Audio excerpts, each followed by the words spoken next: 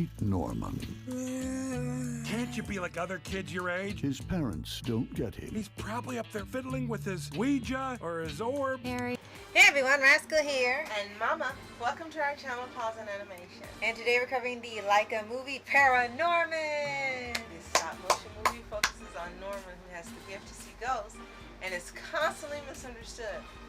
He's not a bad boy though. When a centuries-year-old witch's curse emerges and zombie stalker appears up in Norman to save his town. And this is also our big birthday gift to Rascal family member Playmaker. Happy birthday! Happy birthday!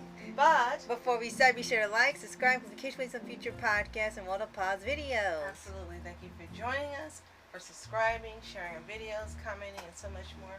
You really are our special. Yes. So for those of you not familiar, ParaNorman is a 2012 American animated comedy horror film directed by Sam Fell and Chris Butler.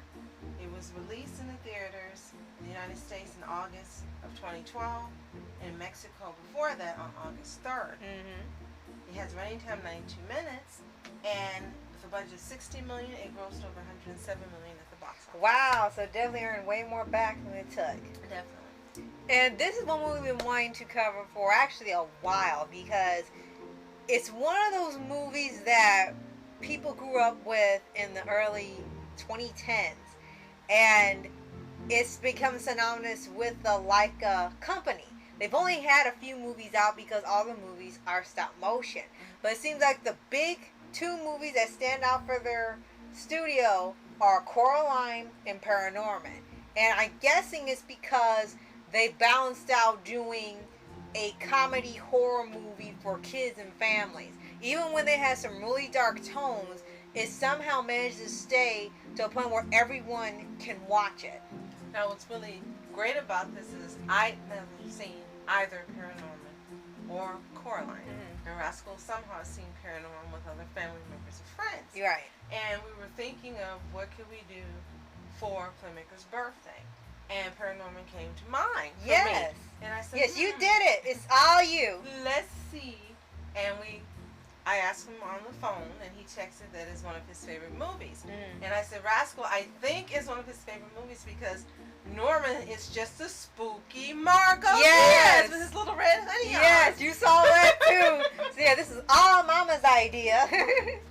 So yes, I had seen this, but not Coraline, period. Just somehow never ended up seeing that movie. Amazingly enough. And I didn't see ParaNormal until years later, like long after it was already past 2012. But I do remember it was a really great movie. It's something that stood out, and you could see why it already earned so much money and why it gained a very loyal fan base, because thankfully they didn't try to ruin the legacy by making a sequel or a spin-off or a franchise out of it. It's just one movie, one story. How it ends, it stays a one-shot. And hope it stays that way. Right. And I think that's part of why it stands out more. You have so much to unpack in one film that you can just go back and keep rewatching it if you want to find out more of the little things you missed before. And I was surprised at how much I did actually enjoy it. And as you mentioned, all of the things that I noticed while I was watching it. And here's a fun fact. The idea of ParaNorman came from Butler, who thought making this type of movie for kids could help them express the challenges they faced growing up, after realizing that zombie films often contain a degree of social commentary. Oh, that's true. Never really thought about it like that. And the animation was so great because you said it's stop motion. I'm like, was it? Yes. It's so good that it didn't look like stop motion. I thought it was 3D. Right. Yeah, I think a lot of people did think that in the beginning until they showed the progress. Because one of the little bonus features they have after the movie is over and you see the credits is that they show like a short clip of the process of them making the stop motion animation.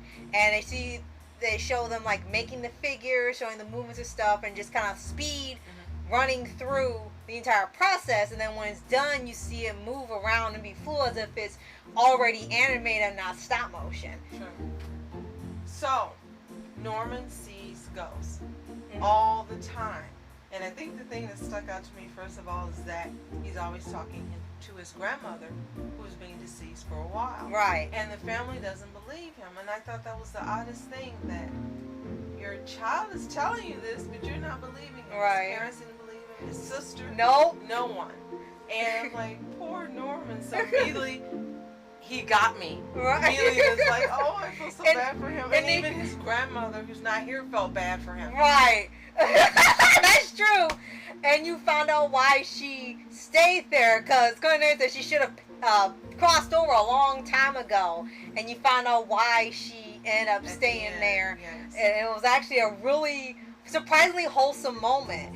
And the way the movie starts off, they start playing an old cheesy zombie movie like the stuff Svengoolie Me TV has, and it's so low budget that when they had the zombie going after the woman, it took so long, the woman ran out of breath, and she started flinging her hair and looking at the camera. right, and took a big breath and started yelling again and pushed the boomerang out like it was taking that zombie 5 years to get to her. We'll be right back. I'm like, how much longer? So they immediately established already within a few minutes the tone. Yeah, it's gonna have horror. Yes, it's gonna be zombies. It's gonna have ghosts. But it's gonna be fun while you watch it, so you're not terrified watching. You're just laughing in the midst of all the horror. Right.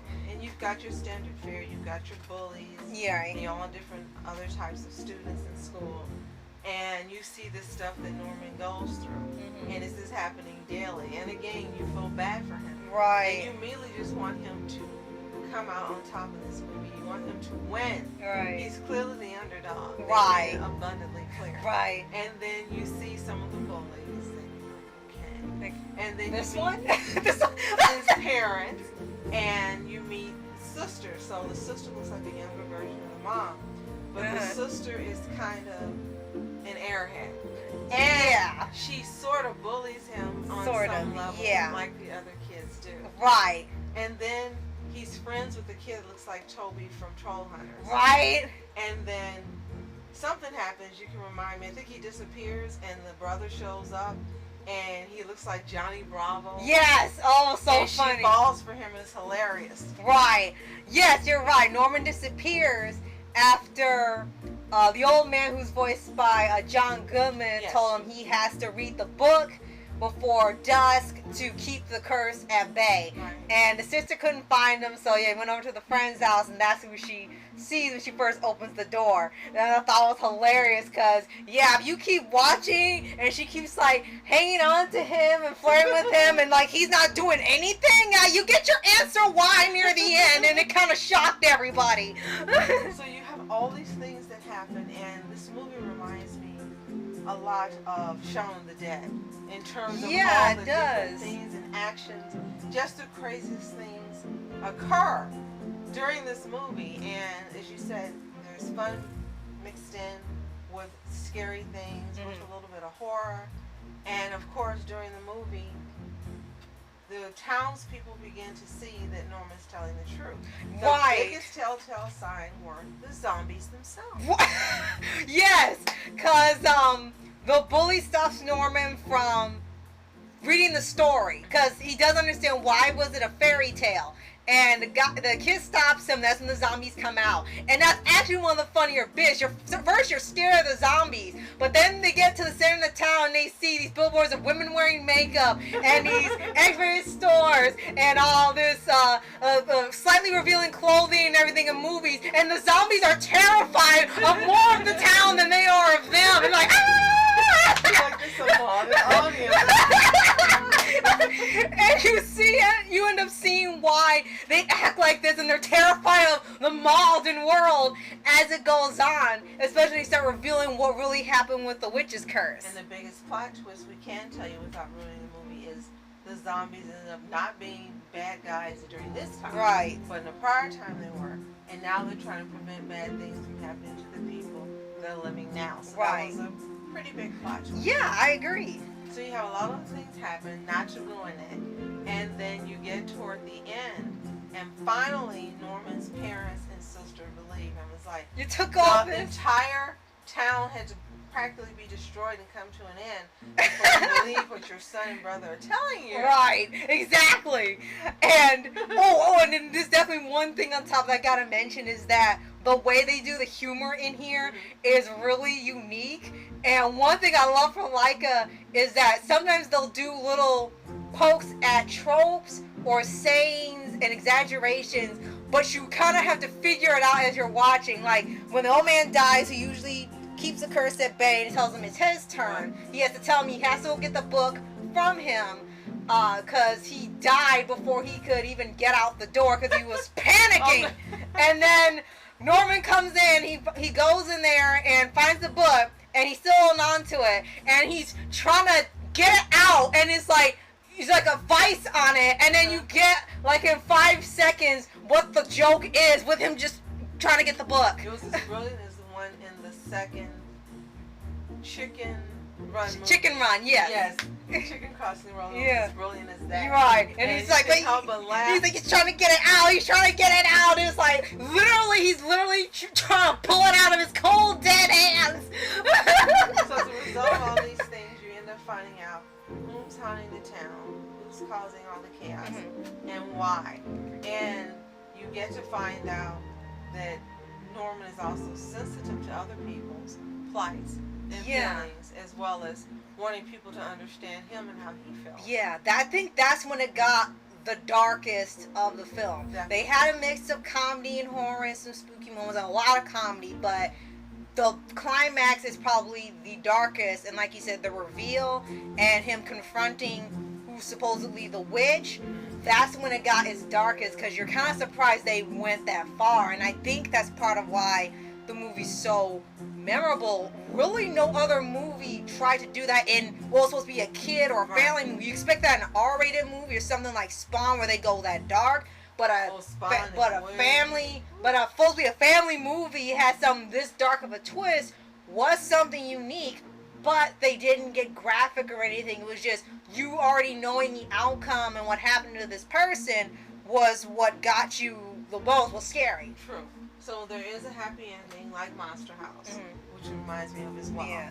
And I was really happy there was a happy ending, and we find out whether the sister gets her man. But it's such an entertaining movie. Oh yeah. Nothing like I expected, and I wish I had seen it years ago now instead of seeing it this late. Right. I could have been involved with the fandom. Right, and what's going on. And there's so much there. Even the end credits are so fun when they're parodying the old retro monster movies, and the end credits with crediting each actor is done in the style of a poster. Yes, definitely. So let's give a quick shout out to the amazing voice cast, and it is amazing.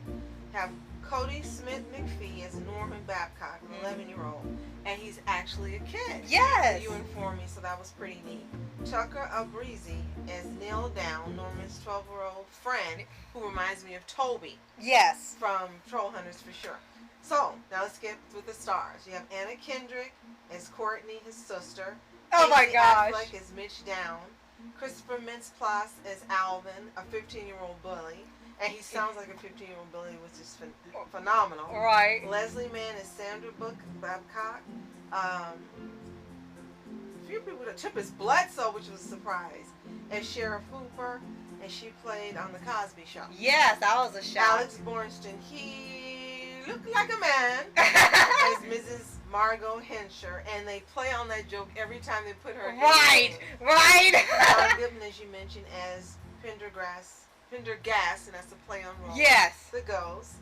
You also had Ariel Winter, Scott Menville, who yes, as soon as we heard him, Jeremy Shada, yes, and so many more. But Cam Clark is such a great cast. They did an excellent job in having just the right people voice these characters, and you feel just really drawn in and invested in the movie as you watch it. Yes. And that doesn't usually happen with these type of dark movies.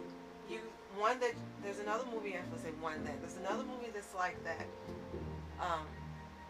Nightmare Before Christmas. Yes. That really has a cult following. And when you watch it, you get invested and find out why. And I've heard Coraline is the same. Yeah. And I can't wait to finally see that as well. Me too. I've never seen it. So, when it originally came out, when Rotten Tomatoes wasn't rotten, it got a 98%, I'm sorry, 89%, based on 190 views. Oh, wow. That That's year, accurate. it was also nominated for an Academy Award. Oh, wow. So it as really well. made an It impact. didn't win, but yeah, it definitely made an impact.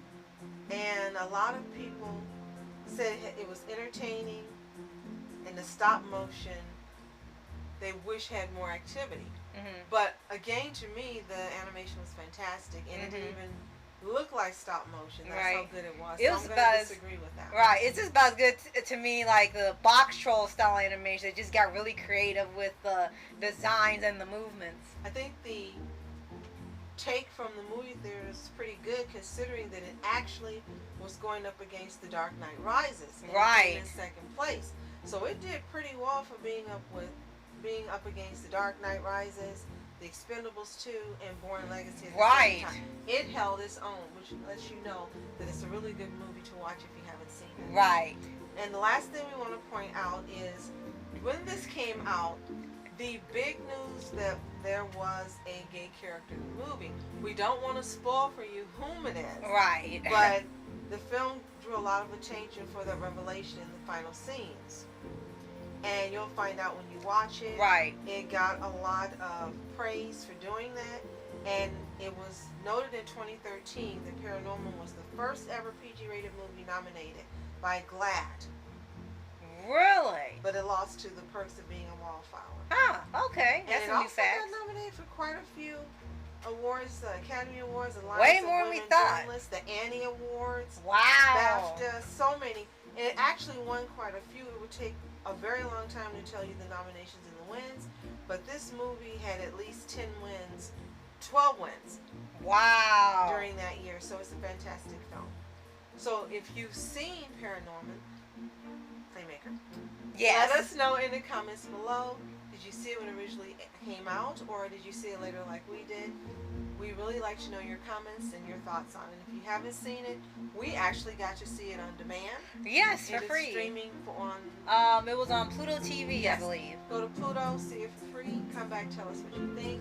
And if you've seen Coraline, let us know if you know where we can actually see this movie for free, because we're really interested in seeing it this month. So Right. This is the perfect time. Right.